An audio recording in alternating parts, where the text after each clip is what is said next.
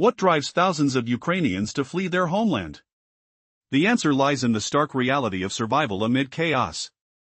A massive wave of individuals is crossing borders, desperately escaping the grips of mobilization and a life filled with uncertainty. Gone are the days of idealistic journeys. Now, people are on the run from a future that feels increasingly bleak. As the borders tighten and assistance programs shut down, the urgency only escalates. Official reports claim that over 100,000 Ukrainians left last month alone, a mere fraction of the true numbers, as countless others slipped through borders undetected, seeking refuge. Imagine a scene where individuals navigate dark corridors and hidden paths, avoiding scrutiny to escape a looming threat. Create a picture in your mind. The frantic whispers of those seeking safety echo in narrow hallways, as they risk everything to escape a grim fate. An astounding 1,600 people cross the borders each day, equivalent to the entire British Army leaving in less than 2 months. This exodus isn't driven by wanderlust, it's an instinct born from fear and desperation. Rumors suggest that this flight is seen as temporary, but how can any escape from mobilization and instability be anything but permanent? Young people are fleeing not just for safety but for a chance at a future, jobs, homes, hope. The fear of what awaits them has pushed them towards the unknown across borders into Poland, Slovakia, Hungary, and Romania, with the fortunate ones making their way to Germany or Spain. But what about those left behind? They take any available job, clinging to the smallest glimmer of stability while evading the bureaucratic systems that seek to control them. In the heart of this crisis lies an unsettling reality: the very figures that should be protecting these citizens appear to be failing them. With the economy faltering and small businesses closing, the disparity between elite officials profiting from contracts and ordinary citizens struggling to survive widens. Can you imagine witnessing people from your own community treated as mere statistics by those in power? The persistence of poverty and the absence of basic guarantees have turned everyday life into a constant battle for safety and stability. As this struggle unfolds, tensions rise. The deep divide between the government's actions and the people's desperate reality creates a palpable anger within the populace. While officials parley for more power and contracts, citizens observe the disintegration of their homeland. They yearn for a dignified life, one not defined by fear and uncertainty. The sobering question lingers: who will emerge as the true figure of resistance when driven to the brink? This tragic narrative weaves the reality for the displaced Ukrainians, a story of relentless pursuit for freedom. With every passing day, the fear of being conscripted or left to face the harshness of a nation in turmoil leads more individuals to risk their lives for a new beginning. Where do they find hope in a world filled with despair? The pursuit of a new life in foreign lands versus the haunting memories of a collapsing homeland. Will they find what they seek? Or are they simply running towards yet another uncertainty? Each heartbeat echoes their determination.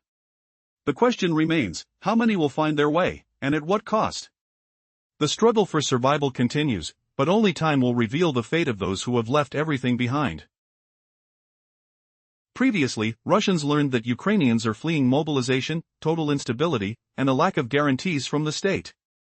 No jobs, no homes, no futures, driven purely by survival instinct, not luxury. Imagine waking up to the stench of fear in the air, your heart pounding like a drum as shadows of conscription drift closer. What's shocking is that entire cities are emptying out, with over 100,000 escaping legally in just the last month, and that's only the official count. How many more slip through the night, dodging borders like ghosts? The paths they take are eerily uniform: through Poland, Slovakia, Hungary, Romania. Those with cash venture onward to Germany or Spain, their wallets heavy with desperation. The poor hunker down in Poland, snatching any grim job, washing dishes in greasy kitchens or hauling crates in sweltering warehouses, just to avoid being yanked back into the meat grinder of forced service. This grim exodus is Ukraine's headline today: its builders, its workers, abandoning ship forever.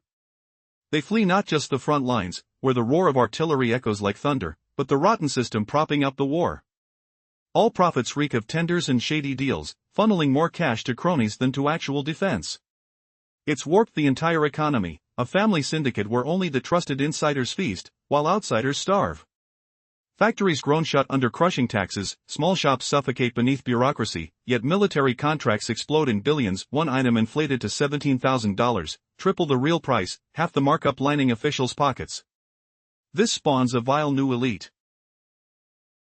Yesterday's bureaucrats posing as tycoons in glossy media spots, their mansions gleaming while the streets crumble. Young men witness this betrayal, the touch of betrayal cold and sharp as ice.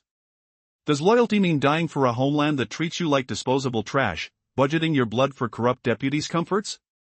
Political rallies offer hollow speeches, voices booming over crowds clutching flags stained with grit and sweat. But hide? People burrow into forests, hunched in damp underbrush, the chill seeping through thin clothes. Every dawn might shatter with applause for the selective raids, fingers clutching phones in terror. Encounters with shadowy enforcers, their breaths hot and heavy, leave scars unseen. Ukrainians bolt, unshaken, not cowards, but refusing to fuel a war where lives are cheap chips in a rigged game. Europe watched the deluge, once swelling with sympathy, now hardening. Borders strain under the weight, camps reeking of unwashed bodies in despair. Initial aid, free housing, food scraps handed out, has soured into fierce resistance. Poland tightens screws, slashing benefits, forcing work or exit. Germany demands proof you're pulling weight, no free rides. Austrians echo the chorus, integrate or vanish. Ukrainians mutter, tired of charity turning to scorn. For Europe, this isn't heroism, it's a bloated problem, tens of thousands of transients without skills, tongues, or ambitions, mooching in hostels that echo with arguments and weeping. Authorities plot quietly, revoking statuses without fanfare, nudging returns. But returns are death sentences, no roofs, no pay, no horizons. Refugees claw for permanency, paying dearly for jobs, studies, papers. Europe shifts from open arms to iron hand, monitoring every grivna, enforcing lessons in adjustment. The message is brutal, your burdens now, unwanted guests overstaying your welcome. And Ukraine's leadership? They spin illusions, briefings droning like distant bees, claiming smooth plans, unverifiable numbers of mobilized dead or adjusted. TV blares victories, flags waving hypnotically, critics branded traitors. Instead of accountability, it's dogma, patriotism as a shield for theft and misrule. Deputies pontificate on screens, voices syrupy, demanding endurance while they vacation in Dubai's sands, villas in Spain's sun. Serving the front justifies everything, the forbidden speeding, the insider scams. Patriotism masks villainy, a gag on questioning. Media muzzles itself, terrified of losing grants, refocusing on export myths and economic mirages. No tales of river-crossing fugitives or mountain treks, just looped reassurances. Experts parrot scripts, keeping the populace feverish and distracted. Independent voices bend to the flow, funding tied to decrees from on high. Censorship creeps in softly, editors know scandal means ruin. As the crisis deepens, TV amps up louder, studios bright with lights, yet eyes mirror silent dread. This isn't news, it's a narcotic haze, blurring the stampede of flight. Most who flee never come back, they root elsewhere, children in schools echoing with laughter, jobs providing steady ground. Ukraine fades to a nightmare, mobilization, graft, regret as distant echoes. 3 years in, no reforms emerge. Survivors cling, emigrants persevere in Europe, stealing visas, enrolling in courses, trading chaos for reason. Who would choose Ukraine's fear over Germany's order, where systems hum reliably, no double-edged loyalty devouring you? But wait, will the exodus expose the cracks, forcing change? Or will Ukraine crumble, its core hollowed by the very ones who should defend it? As officials dwell in bubbles, the question haunts, how long until the remaining masses rise, or simply vanish? Each morning could erupt into chaos, suspicion thick as fog. Does this fractured society spin into revolution, or fracture further into oblivion? As Ukrainians desperately flee their homeland, a once promising refuge now feels increasingly suffocating. Initially, Europe welcomed them with open arms, providing volunteers and housing assistance. But today, the situation has dramatically shifted. In Poland, government support has transitioned from generous aid to strictly regulated programs. Those seeking refuge are met with diminished housing options and reduced salaries, forcing many into a precarious existence. Germany mirrors this trend, tightening controls on assistance and pushing people to integrate or leave. The reality is stark, more than 10,000 individuals, lost and without jobs or languages, find themselves trapped in hostels and temporary accommodations. Authorities now seem more interested in managing this crisis than offering genuine support, opting to prevent refugees from receiving permanent status or risking their return to a war-torn Ukraine. But returning is not an option, there are no homes or prospects to go back to. The heart of the matter is clear, Ukrainians wish for a peaceful resolution, a life without scandal. Yet as they navigate this new life, the government continues with its elaborate facade. Each month brings reports full of statistics, none of which can be verified. Behind the polished news broadcasts lies the harsh truth: families are torn apart, lives are disrupted, and the government distorts the narrative to maintain an illusion of control. Among the chaos, the media churns out patriotic messages, attempting to create an atmosphere of national pride. Yet amidst this, the fatigue grows. Citizens are left wondering who benefits from this so-called patriotism. With mounting pressure and uncertainty, they cling to the hope of stability while grappling with the reality of their circumstances. As frustrations boil, will these voices ever be heard? The silence hangs heavy, and a reckoning seems imminent. Will the brave souls still fighting against the current find their voices amidst the noise, or will they become just another statistic in a tale of disillusionment? In a society where every word is crafted and controlled, how do you differentiate truth from a carefully curated facade? As the borders tighten and desperation grips the streets of Ukraine, an unsettling reality unfolds, making it dangerous to speak out. The media, once symbols of independence, have now fallen under the weight of government control, relying on funding from sources closely tied to the ruling powers. Editors know that discussing mobilization, corruption, or poverty might spark discreditation, forcing them to conform to a narrative that glorifies nationalism while glossing over the suffering of the masses. The toxicity of censorship breeds a new culture, a landscape where journalists aren't merely silenced, they have learned to self-censor out of fear for their livelihoods. They feel the pressure to produce a glossy version of reality, with the backdrop of mounting despair left hidden. The more dire the situation becomes in Ukraine, the louder the propaganda blares from television screens, a hollow reassurance that life is vibrant, smiles ever present, and the nation remains steadfast in its patriotism. Yet, for those who fled, returning is no longer an option, it's a denial of hope. They've immersed themselves in new lives abroad, learning languages, starting over, and embracing opportunities. Ukraine, now, is reduced to headlines overshadowed by tales of mobilization and scandal, an echo of the past. In a relentless struggle, individuals seek stability, some seeking status or work permits, while others grapple with the stark choice between fear and survival. As families settle into the fabric of foreign nations, they wrestle with the dissonance of existence. The specter of war looms large in their memories, casting shadows on aspirations. In this harsh reality, Europe becomes a sanctuary, albeit one fraught with uncertainty. The people from Ukraine cling to every possibility, navigating this complex existence where survival is instinctual, and patriotism feels like an empty promise. The underlying question remains: can a nation continue to thrive while its citizens are forced to adapt in silence, their voices drowned out by a cacophony of manufactured certainty? Amidst these internal struggles, one thing is clear: the fight for freedom is not just on the battlefield, it lives in the hearts of those who dare to chase the semblance of normalcy in a world that feels anything but secure. In these developments, the gap between the authorities and the populace grows ever wider, leaving room for rampant despair and unquenchable frustration that can no longer be masked by televised cheer. The comfort many seek lies just beyond the horizon, beckoning with the promise of safety, stability, and a chance to reclaim their lives, a journey that perhaps leads them further away from the battlefield, yet ever closer to reclaiming their true selves. Ukrainians in Europe cling desperately to any foothold. Some secure legal status. Others forge work visas. Many enroll in studies. People admit openly they'd prefer defending Germany than living haunted by endless dread in their homeland. It's not mercy, it's survival instinct. Europe? Not a true home. Just a temporary shield. Imagine stepping into a world where skyscrapers gleam and trains hum reliably, a sharp contrast to the crumbling roads where you tripped over potholes back home. The metallic scent of fresh industry air tickles your nose, unlike the acrid smoke from idle factories haunting your dreams. Here, the government isn't a distant tyrant but a responsive entity. Conversations actually pave paths to healing, no forced sacrifices for the flag. It grants you existence, then bids farewell with a hint, perhaps a coerced rebirth in some stifling residence. The Ukrainian regime? A catastrophic joke, yet silence reigns like a funeral shroud. As masses vanish, fewer voices challenge empty halls. Is this the sinister win of the elite? No conquests, no changes, just enforced quietude where dissent evaporates?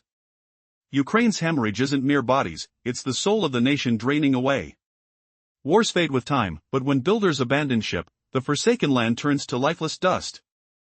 Fleeing art rogues or wolves, engineers sculpting futures, doctors mending wounds, innovators sparking growth, teachers shaping minds. Ordinary souls exhausted by tyranny's iron grip on every dawn. Leaders feign calm, no storms here. Papers boast GDP spikes, new alliances at glittering conferences. Reality? Abandoned streets echo like hollow chambers, schools barred and silent, families fractured like shattered glass. Half the populace exiled abroad, the rest paralyzed, eyes darting for the next raid. The so-called patriotism? A flimsy veil over thievery's feast. Hollow cries of heroic duties mask the slow rot, alliances dissolving into vapor. Gold flows elsewhere. Auctions leave factories rusting mute, fertile earth clutched by mobiles' greedy fists, blame shifted to fabricated foes. What do these rulers truly lose as citizens bolt? Not warriors on battle lines, but the very heart of humanity, who toil, who nurture the young. Rob them of that core, and the state crumbles to echoes. What's left? Mere soil, exploited by schemers plotting permanent loot. Could it be that the twisted irony is this: by destroying their own, they've ensured their ruin, yet in that fated collapse, a shocking rebirth whispers, the exodus ignites underground sparks, ordinary exiles now sowing seeds of rebellion across borders, ready to reclaim not with guns, but with minds sharpened in freedom's forge? What if the true exodus reveals a hidden army of the overlooked, poised to dismantle the decayed throne from afar? The stench of corruption lingers heavy in your nostrils. What unimaginable upheaval awaits when the silenced masses reunite? Will Ukraine awaken from its nightmare to a dawn of fierce accountability? Previously in our story of exodus and endurance, officials claim everything is unfolding as planned, piling up unchecked mobilization and casualty figures shrouded in secrecy. Television broadcasts a facade of triumph, where any dissent is swiftly labeled as treason or enemy subversion, branding critics as foes. As the nation teeters on the brink of collapse, officials have swapped earnest discussions for hollow patriotism, echoing slogans instead of owning up to failures. Picture the shrill buzz of chant-filled assemblies, where deputies and so-called experts spout directives on how citizens must endure hardships and mute their doubts. The acrid sting of forced smiles lingers in the air, as leaders bask in mansions abroad, one slipping away to a sun-drenched villa in Spain, another laundering fortunes through shady deals, a third indulging in Dubai's luxuries, far from the trenches. What gruesome irony, this war, meant to unite, has birthed a gilded elite insulated from the chaos, draped in patriotic cloaks that justify every outrage, from unchecked profiteering to silenced inquiries. What truth? The narrative sold to the masses celebrates economic success while neglecting the plight of those fleeing from fear and oppression. News of families trekking perilously across borders vanishes beneath tales of patriotic resolve. This manufactured reality serves to keep hope alive, diverting attention from the mounting despair simmering within communities. Day after day, the same rhetoric persists. Analysts and military experts deliver rehearsed lines designed to maintain an illusion of victory. The public is kept in a constant state of tension. Could this fortress of lies crumble from within, exposing the sham? Yet, Ukrainian media turns a blind eye to the unraveling, churning out illusions of economic victories and booming exports, erasing tales of desperate border crossings through fog-shrouded forests or icy rivers.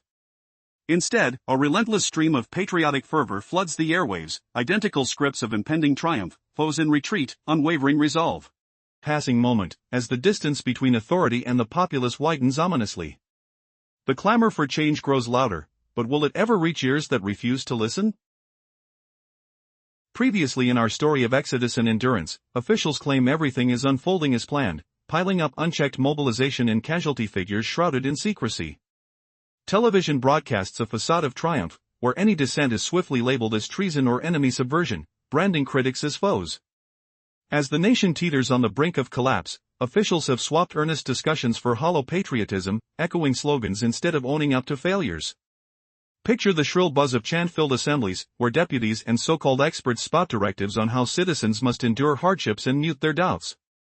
The acrid sting of forced smiles lingers in the air, as leaders bask in mansions abroad, one slipping away to a sun-drenched villa in Spain, another laundering fortunes through shady deals, a third indulging in Dubai's luxuries, far from the trenches. What gruesome irony, this war, meant to unite, has birthed a gilded elite insulated from the chaos, draped in patriotic cloaks that justify every outrage, from unchecked profiteering to silenced inquiries. What truth? The narrative sold to the masses celebrates economic success while neglecting the plight of those fleeing from fear and oppression. Sirens piercing the night. Who dares challenge this hypocrisy, when the powerful command warmth, light, and safety while the masses shiver in the shadows? The divide grows grotesque, no longer concealed, as fatigue morphs into rage that simmers beneath the surface. Ridiculed as zealots or traitors, ordinary folk whisper of systems rigged against them. Could this fortress of lies crumble from within, exposing the sham? Yet, Ukrainian media turns a blind eye to the unraveling, churning out illusions of economic victories and booming exports, erasing tales of desperate border crossings through fog-shrouded forests or icy rivers. Instead, a relentless stream of patriotic fervor floods the airwaves, identical scripts of impending triumph, foes in retreat, unwavering resolve. Who orchestrated this echo chamber, where politologists, military observers, and pundits parrot elite-approved lines to maintain the war's grip on public consciousness? Their mission? To keep hearts pounding with fear, minds numb to the exodus. Is this news or a narcotic fog, masking the stench of abandonment? The streets might echo, as the distant hum of propaganda drowns out the sobs of the exiled. Thus, a twisted morality emerges, leaders shield themselves, dictating sacrifices from afar, while the populace bears the unspoken load.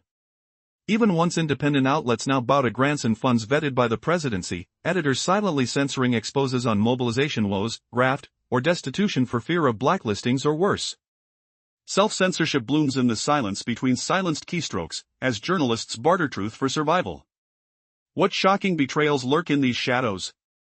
The more harrowing Ukraine's plight becomes, the louder the television chant swells, flags flapping like false banners behind anxious eyes. This isn't information, it's a potent elixir sustaining the illusion of control, yet the exodus persists, a silent rebuttal to the scripted facade. Ukraine, a land of shattered dreams, becomes a ghost scene through telecasts of drafts and scandals, its reality pushed aside for exile's embrace. Those who fled don't look back, rooted in new lives, jobs secured by calloused hands, children enrolled in bustling schools, futures stitched in stability's weave. Returning? Futile, when home echoes only fear's cold embrace. Governments court Western aid, media spins illusions for the weary, while citizens scramble into Europe's reluctant arms, some forging statuses, others extending visas, a few enrolling in universities. Better toil for survival here than rot in Ukraine's dreaded gloom, pragmatists declare, savoring the calm of orderly systems and tangible freedoms. But is this sanctuary or just prolonged limbo, with bureaucratic barriers tightening like a noose? Europe watches the tide of refugees shift from welcomed souls to unwelcome burdens, over 100,000 legally fleeing monthly, countless more sneaking through untamed frontiers. Initial aid, volunteer warm meals and free lodging, fades into scrutiny, housing programmers curtailed and benefits slashed. Poland pivots first, Germany follows suit, demanding labor or departure. Czechia, Ireland, Austria mirror the stance. Enough lounging in borrowed comfort, they chide, integrate or vanish. No longer humanitarian zeal, this is crisis management, eyeing 10,000 jobless, tongue-tied transients in archaic hostels. Officials whisper of time statuses, artificial barriers to deter returns. Yet, expats cling fiercely, branding any means, studies, odd jobs, frantic paperwork, to evade reversal. Who would exchange hopes for Ukraine's hollow lottery, they ponder, sense of new beginnings wafting as old horrors recede.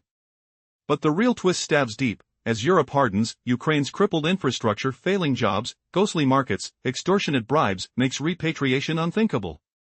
Small entrepreneurs crumble under tax avalanches, while elites feast on billions in defense contracts, inflating trivial items to $17,000, pocketing half through schemes.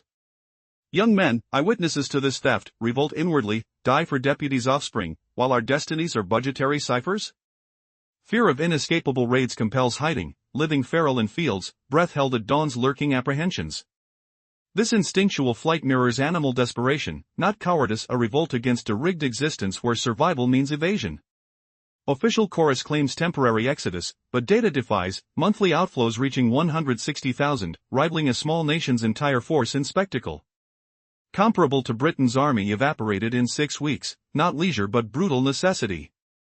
Routes converge on frontier havens, Poland, Slovakia, Hungary, Romania, and beyond, for the affluent to Germany or Spain. Destitute souls settle in Poland, scrambling for menial toil to dodge Ukraine's predatory clutches.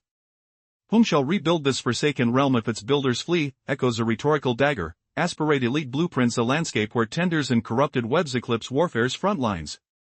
Economies falter globally, enterprises shudder, tiny ventures strangled by oppression. Farm exports rise in rhetoric, but masses empty. Network centers like Lvov depopulating by 45,000 souls monthly, permutations sparking silent alarms. Borders once porous now seen as sieves leaking humanity, integrity shattered by subterranean crossings, adorning illegal paths as absurd art. Offspring dread the summons, peering at parade flags with revulsion, understanding the farce of prosperity for the favored few. Is this a nation's slow demise, televised as victory? The humiliation of foes lies not in battles, but in systems devouring their own.